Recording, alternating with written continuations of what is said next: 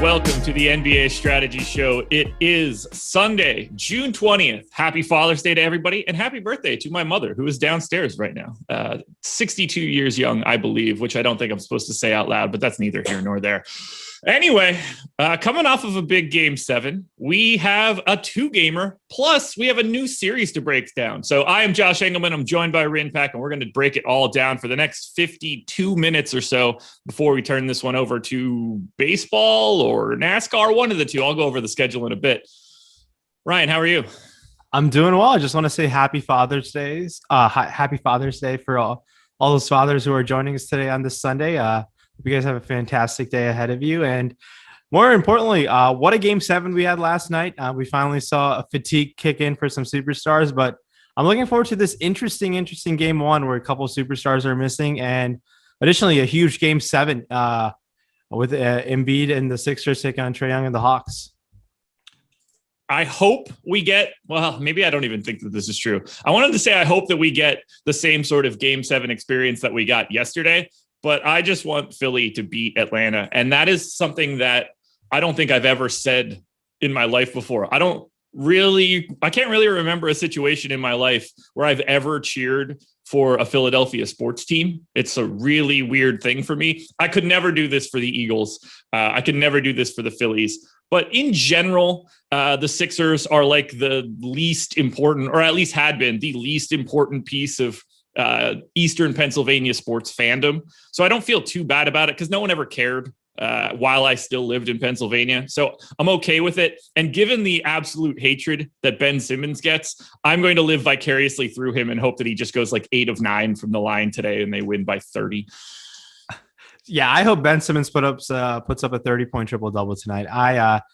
I'm still a Ben Simmons stan. I think he's an elite basketball player, granted his free throw abilities of late. But I think obviously the foul trouble didn't help his cause, and Tyrese Maxey kind of saved the day for them. But Sixers is the team that I'm rooting for to win the championship. Outside of that, it will be the Clippers, and then I guess if Chris Paul clears COVID protocol, it'd be him. I really don't want to see this Hawks team make it or the Bucks really to win it. I'm rooting for Embiid and Paul George on the other side, as nasty as that sounds.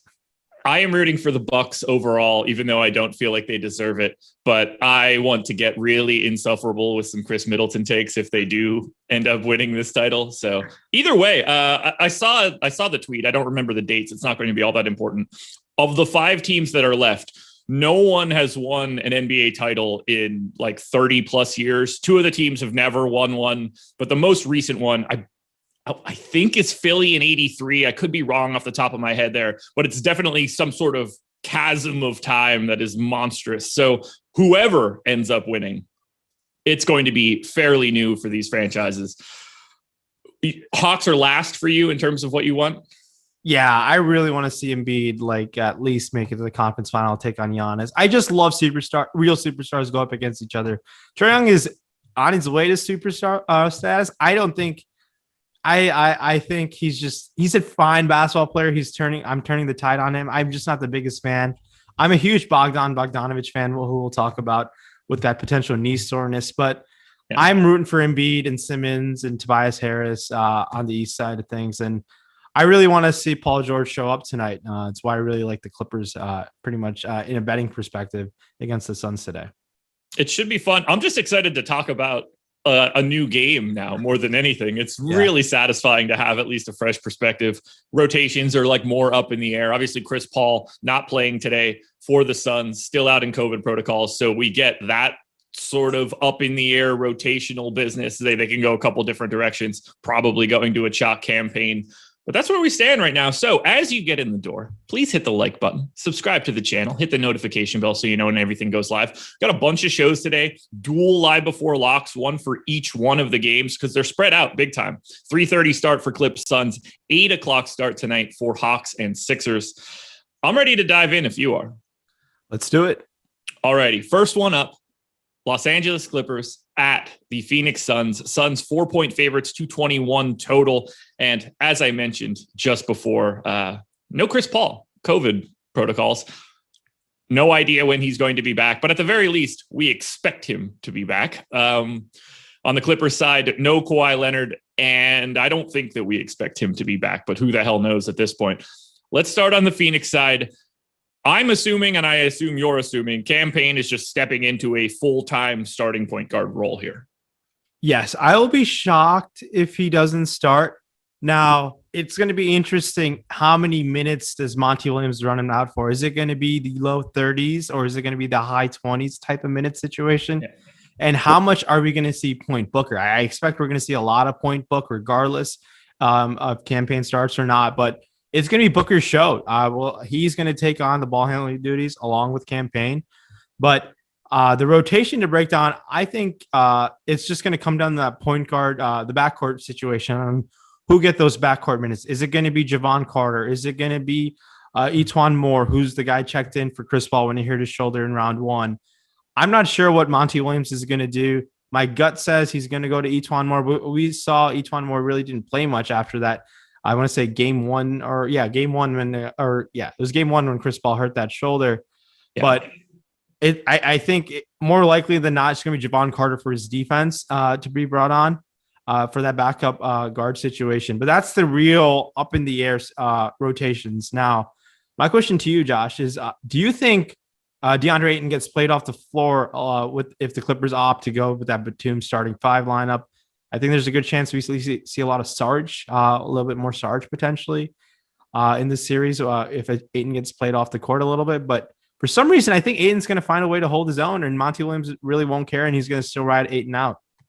Yeah, I think that, and this should not be some sort of hot take, DeAndre Ayton is going to be in a much better situation than Rudy Gobert was. And I don't need to go in on this Rudy Gobert stuff. People are out of their minds for some of those takes. But Ayton's just going to he's just going to hold up better defensively for what they need to do. And I think that there will be a lot less penetration in comparison to that Utah series. So I think Ayton should be fine here. I think it probably does open up the Clippers a little bit more to actually get a couple extra minutes to Zubac, because I don't think the Marcus Morris / Batum, whoever you want to call the center in that scenario, when they are going small, I don't think they cause the same amount of problems to Ayton and the Suns as it did when it was Gobert and the Jazz. So I'm assuming Ayton should be fine.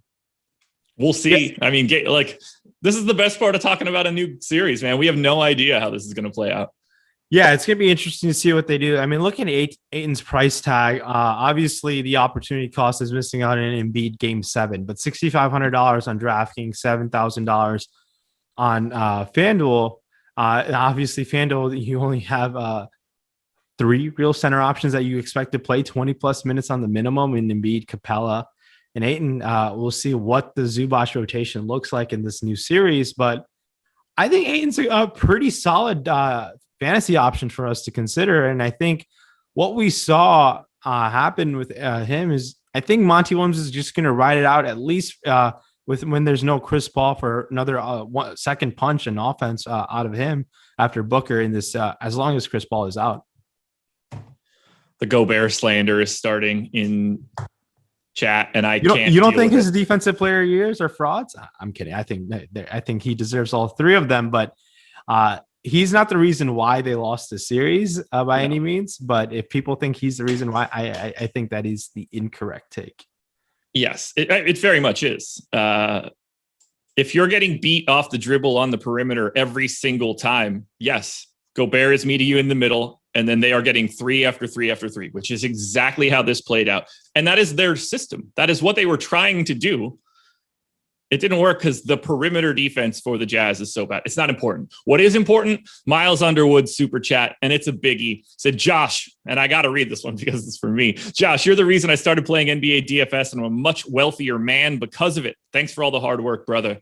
Thank you, man. I'm happy that you're significantly more wealthy. That's the goal of all of this stuff. I love hearing the people are playing, whether it's because of me or anybody here. And if you're winning money, even better. That is awesome. That's the whole goal of it. So congrats, man. Yeah, congrats. That's amazing. And thank you for the super chat. Hell yeah. So you mentioned Ayton, 7K on FanDuel, 6,500 on DraftKings. I think he's going pretty significantly under-owned, only projected for 16.5% ownership on FanDuel, when you can only really roster Embiid, Capella, or him. If you want to roll the dice and pay down on Howard, Okongwu, Zubac, or I guess maybe DeMarcus Cousins, that's feasible, but there's no ownership going there. I think that Capella is getting a little bit too much love. Capella and Ayton are only separated by $100 there, but we've got Clint Capella double the amount of ownership of DeAndre Ayton right now. If I'm playing in a GPP and those numbers were known as fact, I would just flip-flop them and hope for the best. Yeah, I agree with you there. There's obviously the matchup for Capella is Joel Embiid, who's just going to force feed himself in the offensive end for the Sixers today in a game 7. So, yeah, I'd rather take my chances on Ayton over Capella for sure. I do expect both to play around 30 out aspect of that. I think Capella just gets the nod over him. I think we do have Capella projected a tad higher. I mean, much higher than Ayton, but you do save $100 there on FanDuel. On DraftKings, it's a little bit interesting because you can potentially roster 2 centers. So Ayton at $6,500 on DraftKings. I like that option. It seems to be pretty solid way to go upon it. I guess we should hit on the chalk play of the day, which I don't really think we have much else to say on it. Campaign is $5K on FanDuel and $4K on DraftKings, which makes almost no sense to me, given the fact that they clearly could have handled this price tag. I don't get it. Projected for 64% ownership on DraftKings. Is there any scenario where campaign isn't the best play of the slate on a dollar for dollar basis? Yeah, if you're looking at dollar for dollar basis, it's tough not to love campaign, whatever value metric you're looking at. $4,000. Okay, what is his downside?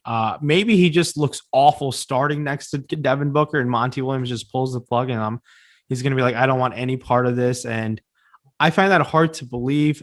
His downside is I think he just plays 24 minutes. I think he gets at least 24 minutes, barring any severe foul trouble or his lack of defense just gets him played off the court. But I think they're going to have to rely on campaign. 4K on DraftKings is tough not to love.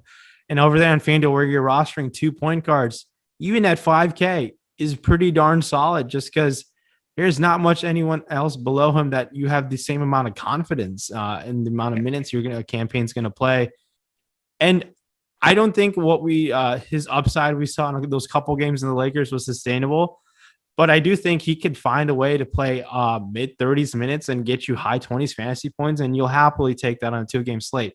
Now, if you're making one lineup and you choose to fade campaign, you best believe you better have at least a couple other sons. I think it's Devin Booker is going to be another option, but it's really tough not to kind of put him in there and let the field mess up with not playing him and then try to mix and match your other spots. You mentioned the downside is probably like 24 minutes. I agree. And he's probably still one of the best plays on the slate at 24 minutes on DraftKings just because of that salary. I gave him 30. I have him projected for about 32 fantasy points. When I ran my sims, that put him in the optimal 77% of the time. So that's higher than our ownership. We have him projected for 8 more fantasy points than that. So it's really difficult, no matter what you project campaign for today, for him to not be basically the first guy you put into every cash lineup. That to me is a no-brainer. Oh yeah, in cash games, yeah, you got to ride campaign. You can't be fading the campaign cash route today. You got to be all aboard that. So is he a free square on cash? Yes, I think so. And in tournaments, I think I would be willing to just go a little bit under the field. His ownership is so high at that point where I will take my chances, just go a little bit under the field in tournaments, just because I think you can get a little bit different. But man, he's grading out such a good play. It's tough to even do that. So I got to shout this one out. Anthony Davis coming in with the super chat, beating Miles by a penny, which is also hilarious. He seconds the previous super chat, said, my family is living their best life, and it started when I accidentally clicked on a Josh how-to video. If you would like to make this the Josh celebration hour, I will not be mad at all. Seems like a great idea to me. There are no better ways to celebrate your Sundays, but Anthony Davis, thank you very much for that super chat. Yeah. Look at you just getting all these super draft donations coming your way. But thanks, Anthony Davis. Hope that growing's okay. All right. So we talked about campaign. We talked a little bit about Ayton. How are you feeling about Devin Booker in this spot? No Chris Paul, 7,900 on FanDuel and a crisp 8,900 on DraftKings. I don't mind that $8,900 price tag, but 41% ownership on Devin Booker today. That's a lot. He's priced up quite a bit on DK. At least he got the bump on like campaign. What do you want to do with Booker in this spot? He is contrary to DraftKings. He's a awesome play on FanDuel, $7,900. Where you're rostering to, tough not to love Devin Booker there. I expect him with like they've had a 6 days of rest, or no, it'll be a whole week. They eliminated Jokic after he got ejected last Sunday, so they've been had a whole week off. I think Devin Booker is going to be good to go. $8,900 on this slate with no Chris Paul. There's a chance he can be the highest scoring player. I'm not sure how often that happens, but I would say it's just about maybe just under 10, not 10%, maybe just under 5% potentially, where he's the highest scoring player on the slate. And when that happens, you're just going to need him. And all the things are going for him. He's going to be playing a Clippers team that has been playing 40 plus minutes, their regular guys for 3 straight games almost. And now it's going to be his show. He's going to be able to show out. Him and Paul George have a little beef that they got into a kerfuffle early in the season. Obviously, Devin Booker had his signature NBA like bubble shot last year fading away. It has that iconic meme now. Yeah, it's going to be Devin Booker's show. I love Devin Booker. I expect him to take almost 30 plus shot attempts at the minimum. I think there's going to be a way where he just dominates. And I think they're just going to let him do his thing. It's going to be very similar to what we saw Donovan Mitchell do to this Clippers defense pretty much throughout that series. So, and I think Devin Booker's a lot more healthier than Donovan Mitchell. So I think D-Book should eat. Then we get to the wings. So we've got Mikal Bridges, we've got Jay Crowder, we've got Cam Johnson now, who has the ability to get a lot more minutes now that Chris Paul isn't in. I guess we could throw Torrey Craig into the mix as well. 3,800 on FanDuel, 3,200 on DraftKings. Is there a wing that stands out more to you today? Yeah. So let's say when, if Monty Williams opts not to like have a true backup to campaign, when they shift Devin Booker down to playing that point book and the non-campaign minutes, which that could definitely happen. I think we're going to see a combination of Craig for his defense, for especially Paul George. And then it might be Cam Johnson, the other guy, to potentially pick up those other minutes, in my opinion. Torrey Craig is by no means an exciting fantasy play in terms of production, but $3,200 is $3,200 on a 2-game slate. Guys that cheap do not need to blow their price tag out. Yes, would it be nice? But sometimes you'll see all they need is 12, 13 points just to be able to open up another stud. On FanDuel, $3,800 Torrey Craig, it's not as exciting as the $3,200 on DraftKings just because the ability to jam in another stud. And on FanDuel, you're going to be missing out on the raw points of Booker and George, while on DraftKings, Torrey Craig has shooting guard small forward eligibility. Cam Johnson's nice on DraftKings, 3-point bonus, $3,600. And I think you can take some chances on him on FanDuel as well at $3,800. The small forward position is very, very weak over there on FanDuel today. So you can take your chances there. Mikal Bridges, I think, is going to have to play near 40 minutes. They're going to need his length for his defense. For all those wings that the Clippers have. And I think he can match up with pretty much 1 through 5 the way if the Clippers are going to roll out that same starting 5. So I really like Mikal Bridges. And I think he's going to be relied on for his defense. And pretty much he's turning into a solid offensive player as well. Really underrated NBA basketball player. Very young. Yeah. Shot the lights out too from this year. So that's always good to see. Ultimately, I think Phoenix is my favorite team on the slate, relative to ownership, at least. I think there's a lot of value to be found. I think that's the place that has the most ambiguity. And I think it's the places that you could take sort of the biggest shots on guys that aren't picking up as much ownership as you would really expect. Like we've got Cam Johnson at 18% right now. He could very easily play significantly less minutes too. That wouldn't surprise me. But like, that's the kind of play where it wouldn't like, he can make 6 threes and immediately be super relevant in this spot. Oh, for sure. And he can shoot lights out from the outside. He's a very good 3-pointer. That's why he got drafted so early. Yeah. Another thing just going well for Phoenix is they've known Chris Paul is going to be out for some time. They've probably been preparing for all situations in their 6 days off. And that is a huge benefit just because of the way the season has gone. They've had, I'm assuming, practice time, new plays drawn up with the new rotation that they're going to throw out today. And that's going to be quite beneficial for a team that's only had a day off after just playing 3 grueling games. And kudos to the Clippers team. No one really thought they were going to win the series after Kawhi went down. So really, I wasn't too shocked. I still thought Paul George was the best player in that series after Kawhi went down. You can argue with me about Donovan Mitchell, but I'm a big believer in Paul George. And this goes to maybe we shouldn't flip it over yet because I want to talk about Dario Saric potentially. Backup big power forward. He's coming in at $3,600 on FanDuel, where you're rostering to. You can sprinkle him in $3,300. Yeah, things can pan out with him. It's Ayton foul trouble. Maybe Ayton potentially gets played off the court a little bit. Maybe they try it out with Sarge if things get ugly from the get-go. But I don't think we see Frank Kaminsky is also what I'm trying to say. I think Dario Saric has earned the rotation minutes after his played really well in the Denver series, I thought. So obviously, Suns did quick work of that. Looking into this series, yeah, there are ways where things can happen for him to go well. Like I said, the Clippers are probably going to be much more fatigued than the Suns are. There could be a blowout. Dario Saric might get some of that blowout run to start off with. That'll translate into other players. But there are a lot of ways for, I think, Saric to pay off a $3,300 price tag. I don't like playing him in the center spot. I think the power forward spot works out just because of the opportunity cost of missing out on a Joel Embiid Game 7. Yeah, 3,300 for me for Sarge works perfectly. You assume that if it's not going well for Ayton, he's got to be the next man up. Oh God, I have him in for 13 minutes right now. Just basically the opposite side of Ayton, but I think that could easily be 30 and 18 if this is breaking the wrong way. Yeah. I like it. We have him projected for 7% ownership. There's a lot of value in that number.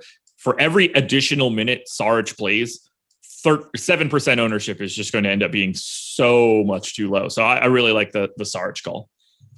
Yeah, and they're just like in these 2-game slates.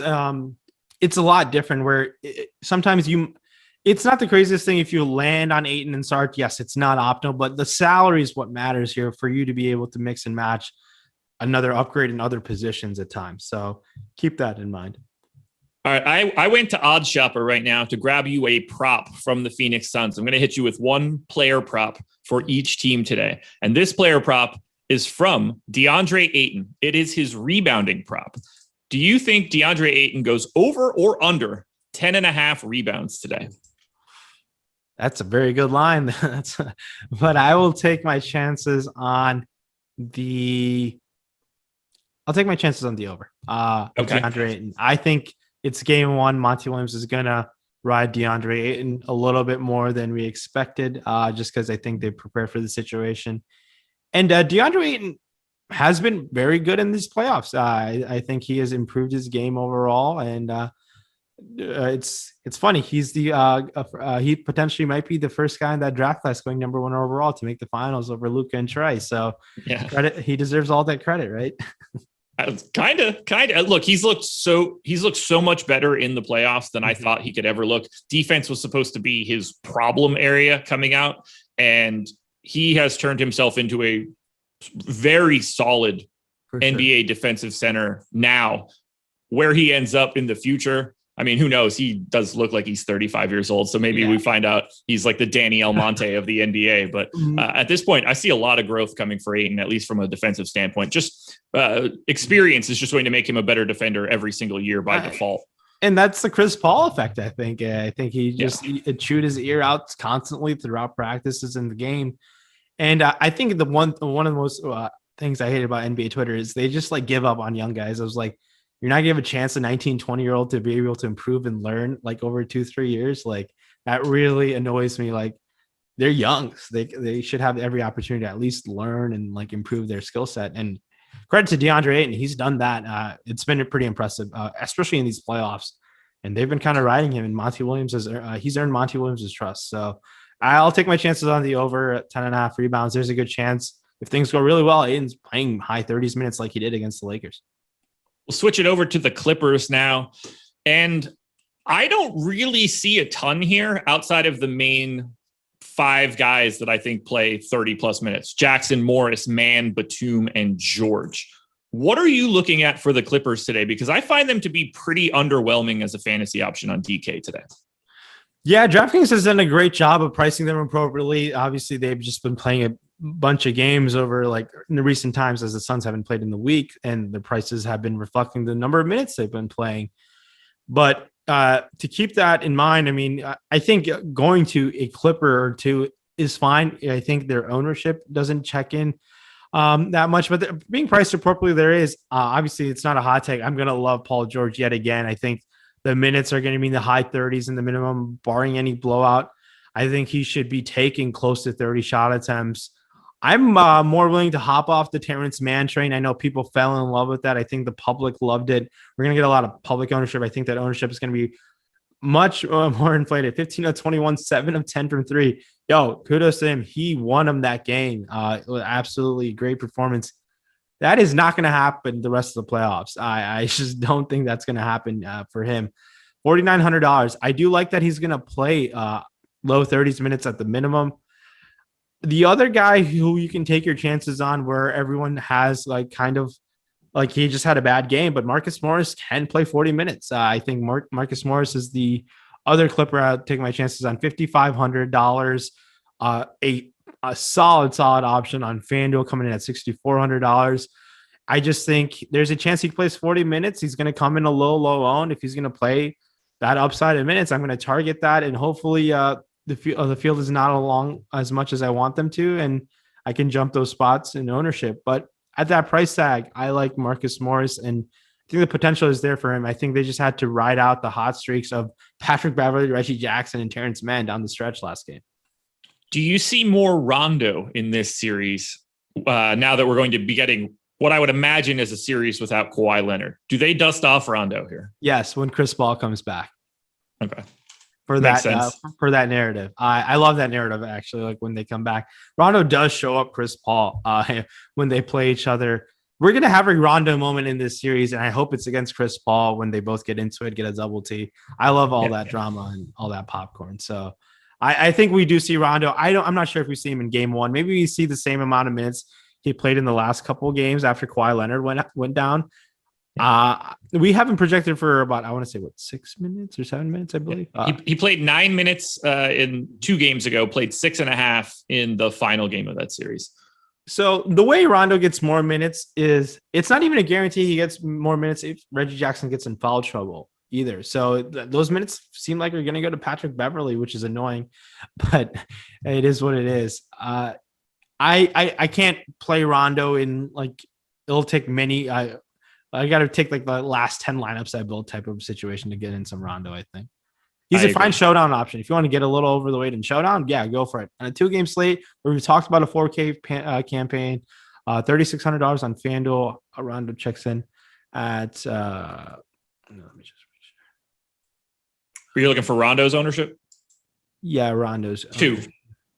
Yeah. So, yeah, if you want to just be able to field, it's fine. We will be interesting to see what that rotation looks like in this series. Yeah. But I do expect those 7 to 9 minutes just because things have gone so well of the last couple of games. I think Tyler's not going to make that many serious adjustments to the rotation.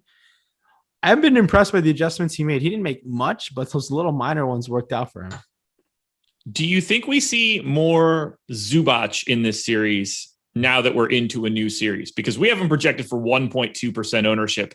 And I don't even care if I'm right or wrong. I would just like to have more just in case he does play more. Yeah, I think so. And I just have, he's kind of a similar play to Rondo, but I just think his upside is much greater in the situation. I think that $3,500, I know center only, but that $3,500 price is appealing. There is a pathway where Zubac plays mid-20s minutes in this series. If Ayton just dominating and like Batum and Morris cannot slow him down, we're going to see Zubac try to hold his own. It didn't really work in the Utah series after when he played there was a game he played 18 minutes. And it just didn't. After he played 17.7, and then the next 2 games played 8.5 and 6. Yeah, so it just didn't pan out. But I do like taking some chances on Zubac and being well over the field on him, just because the upside is much greater for him. Where's a pathway where he could potentially in 20 minutes put up 30 fantasy points, and you're smiling at the end of the day after that. Yeah, if you knew he was 1.2% owned heading into the tournament, you're coming in with so much more. That is like the perfect roll of the dice at 3,500, because he could hang an easy double in minimal amounts of time. Like if he goes 16 minutes, a 1.2% owned Zubac is probably one of the best plays on the slate. It's kind of crazy. Yeah, and there are a lot of pathways for him to play significant rotation runs. So I like taking some chances there. He's not a cash play by any means, but it's an awesome tournament play. Player prop, once again, Paul George this time popping up in the player props. Go to oddshopper.com for those. 29.5 points. Are you taking the over or the under on that prop? 29.5, you said? Yes. I will take, you know what? I'll take the over. I think Paul George is ready for the seed. I like Paul George. I have him under. I have him at 27.9. If you go, and you can see it on the screen right now on OddsShopper, 11% expected ROI on the over, 57% chance to win based on the Awesemo.com data. So the over is in line with what you're looking for. Yeah, do you think we see a lot of Mikal Bridges on Paul George throughout this series? You think he will be the primary defender on him? Probably, yeah. It kind of has to be, right? At least to start. Mm-hmm. Otherwise, you're sort of wasting him. Yeah, that's fair. Yeah, I think Mikal Bridges, I think he's a solid defender. I did not know his wingspan is 7'2" until very recently, which is insane. Yeah, it's pretty aggressive. Is there anything else you want to touch on from the Clippers? So I wanted to talk to you about Patrick Beverley. So we obviously saw him, I believe, close that game and play 27 minutes. I'm trying to go with my memory here, but those 27 minutes, I do not think will happen again, barring any foul trouble. And I think the minutes are more like 16 to 18 minutes for him. But at $3,900, I think I'll be a little coming in under the field on a guy like him. I don't think those minutes we saw last game are the real deal. I'm with you there. I don't think that those minutes are real either. He played the final 16 minutes and 34 seconds of that game, which obviously worked out quite well for them. He was plus 19 for the game. Marcus Morris actually sat out the entire fourth quarter there.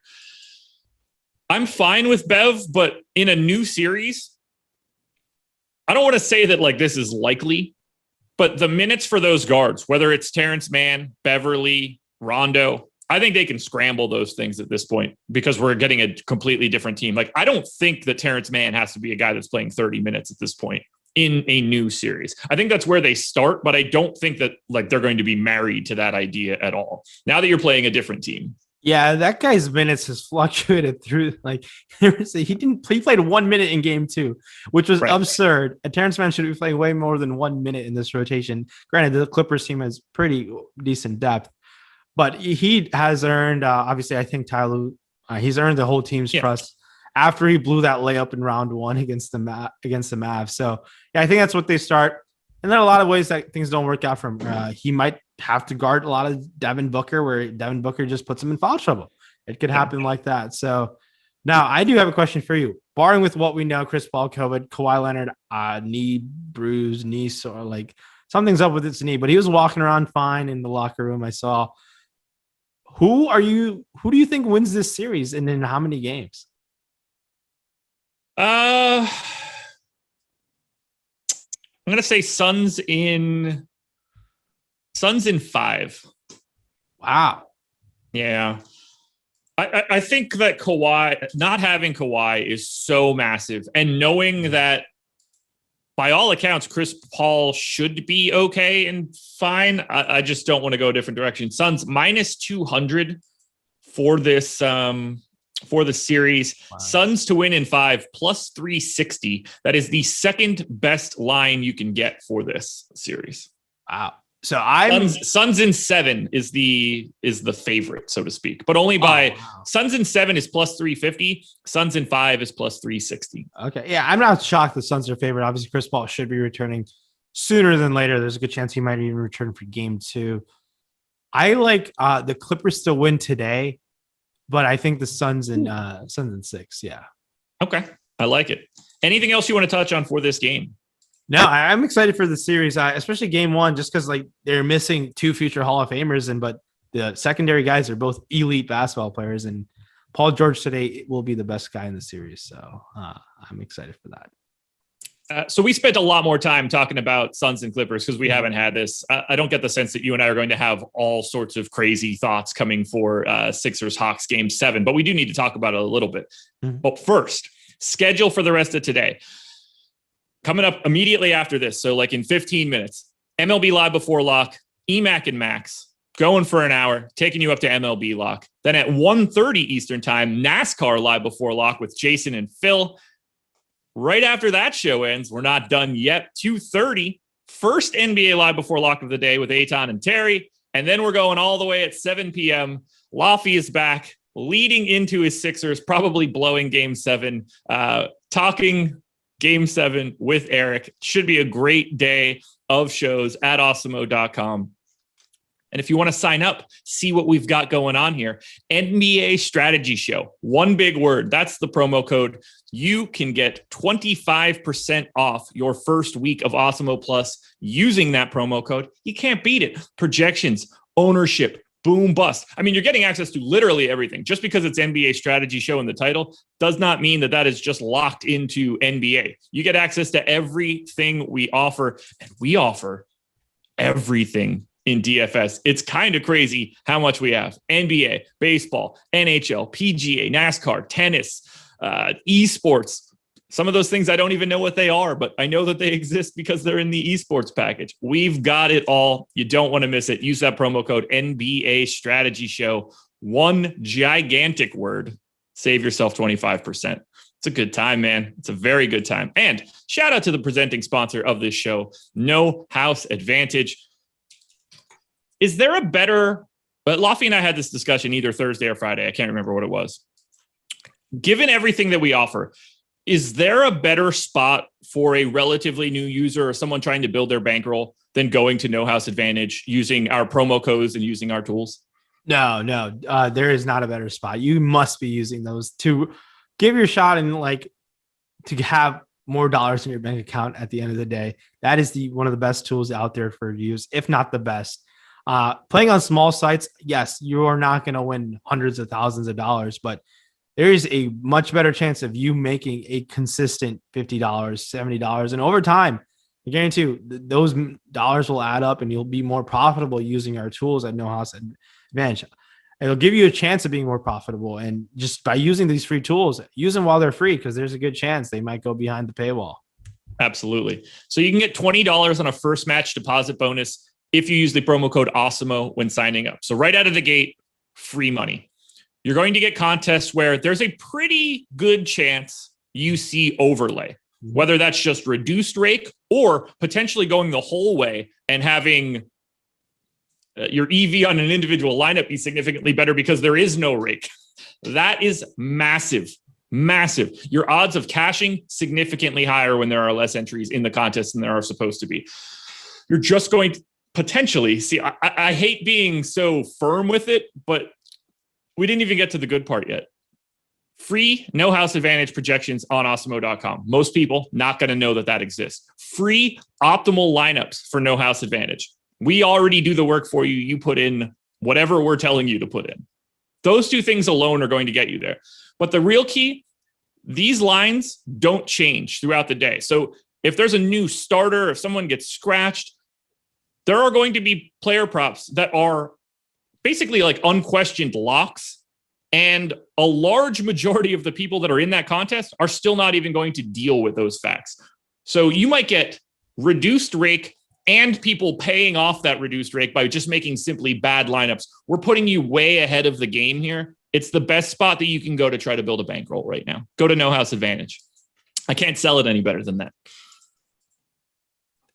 I agree. I mean, these small sites gives you the luxury of trying something out, and there have been a lot of people, successful viewers, who have figured out their edge and have done really well for themselves. You get messages on Twitter saying, "I've won X thousands of dollars this past month. I know Austin advantage." So it could potentially be you. So definitely take advantage of that tool, our projections, and definitely support our sponsors. They make us run our shows here. All right, let's close it out. Game 7, Hawks and Sixers. We've obviously seen this one for 6 games. I don't have a ton to add here, but we need to work our way through it. Let's start with what's the best place to start for Atlanta? Trae Young is 10,300 on FanDuel, 10,100 on DraftKings. Do you prefer Trae Young or Paul George today? Okay, so this is going to be very contingent on Bogdanovic's situation. If Bogdanovich is out with that knee soreness, he did not finish that game in game 6. Trae Young, there's a chance Trae Young is going to shoot 40 times today in a game 7. He shot 30 times last time out. Now, is that the best way to give them the chance to win? I'm not sure, but Trae Young obviously can shoot lights out. We've seen it time and time again, but what's he going to play today? 43, 44 minutes in a win or go home situation. Yeah. It's tough not to love Trae Young, a 10-3 on FanDuel, coming in over there at 10-1 on DraftKings. I think the 3-point bonus works out for him. The minutes, I think, will be you project Trae Young for more minutes than Paul George in a game 1, Trae Young being a game 7.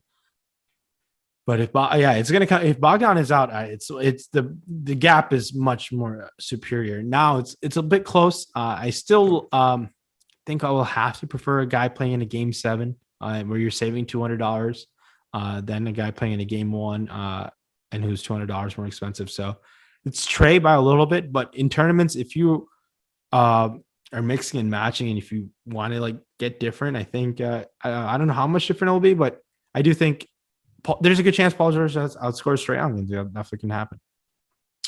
By the way, I do want to hit on it. We are just over 100 likes, 540 concurrent viewers. That's not enough likes, folks. This isn't a Lofty hosted show. We know we need to run that a little bit higher. Hit that thumbs up. It helps us out a ton. 150 should be the bare minimum here, but if we could get that to 200, get a crazy 40% ratio, that's a good way to start a Sunday. It's Father's Day. Hand out gifts. It's my mom's birthday. Hand out the gift of thumbs ups on the video. You cannot beat. Oh, we're already up to 124. See, ask and you shall receive.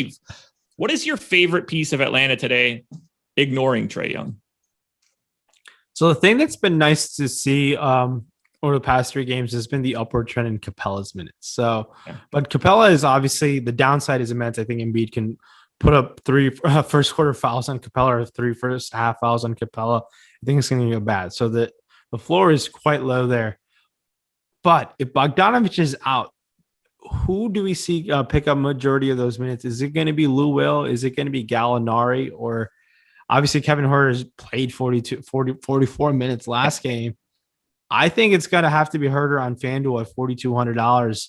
He's going to be quite heavily owned, but at that price tag, $5,200, and we just saw him play 40 plus minutes. Yes, a lot of them came in because Bogdanovich did not finish that game. I think he has earned those minutes to play quite a bit. He starts, and I think those minutes seem nice. And that price tag, I think is quite solid. And Huerter doesn't need to do all that much. Obviously, you'll take that similar outcome he had last game, but he doesn't need to do that much. So I like going to Kevin Huerter. Yeah, look, if Bogdanovich is out, Kevin Huerter has to play 38 minutes or more today. They don't have enough. They're not trying to be like, hey, it's going to be the Solomon Hill day or the Tony Snell day. It's just not going to happen. And I think that you can only play Lou Will and Trae Young alongside of each other for so long before you run into some real legitimate problems. Or Philly just doesn't take advantage of the fact that you have 2 6'1" guards that can't guard anybody out there. I don't know. We'll see where that ends up going.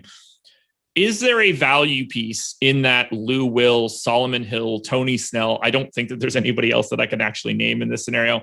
Is there a value piece you would actually want to go to if Bogdanovich is out? If Bogdanovich is out, there's a chance they're going to go a little bigger, and I think they can go Gallinari in the starting lineup. Yeah. And if Bogdanovich is out, I'm going to go on a guy like Gallinari who has 30 real life point upside. Obviously, Gallinari, a great offensive talent. Obviously, his defensive skills are not ideal, but Gallinari, $4,700, $5,500 on small forward spot. Small forward is so bad on FanDuel that he is already a solid small forward option, regardless of Bogdanovich being in or out. I think it's a game 7. I think Bogdanovich is going to find a way to get on the court, but we don't know. All right, I'm going to hit you with my Hawk prop. Oddshopper.com, by the way. Trae Young, over under 10.5 assists. So Trae Young, the last couple games has gone 12, 7, 18, 8, 11, and 10, I believe, in this series. So that, and you said the line is 10.5? Correct. Okay. Now, is Philly's game plan is like, we're going to let Trae Young just keep shooting, or are they going to let the guys of the secondary guys beat him? Guys like Gallinari, Herter beat him again. I think I'll take my chances on the over. They're going to try to focus on Trae Young and try to take him out of the game, while they'll take their chances on a guy like Kevin Herter, Gallinari, Bogdanovich to try to beat him. So we see in the games, I think this was it's going to be tough, but I'll take the over just because I think he's going to be put in a position to facilitate more, and they're going to prevent him to get going on the offensive end. I've got him in for 11 right now, so I would join you on the over, but I will say negative 22% expected ROI, just a 38% chance of hitting the over based on our data from Awesemo.com on OddsShopper. The under appears to be the play from what we've got here. A little surprised to see it, though. Yeah, I just think it's going to come down to those minutes projections, right? Like if it's game 7, do they give Trae on the KD treatment? You're not coming off the court. I'm just going to ride you till you fall off type of situation. Play your 48 plus. There's a chance it could happen. There could be foul trouble on Trae Young. There are a lot of things that could prevent him from doing that, but it's a game 7. I think he plays 40 plus on the minimum in a perfect game script. Anything else from Atlanta before we move it on to Philly and close this bad boy out? So, on the Atlanta side of things, the Bogdanovich situation is going to be key. Make sure you listen to Live Before a Lock for that situation. But I really like taking your chances on Kevin Herter today. It's not a hot take by any means, but I think we need to talk about John Collins briefly. 36, 37, 37 minutes the last 3 games out. Power forward, he's already kind of in play on FanDuel, but I think there are better options at that salary over there. On DraftKings, I think John Collins coming at $6,400. I think saving $2,700 going to a guy like Gallinari makes a lot of sense. The Philadelphia 76ers trying to stave off embarrassment here, pick up the win, move on.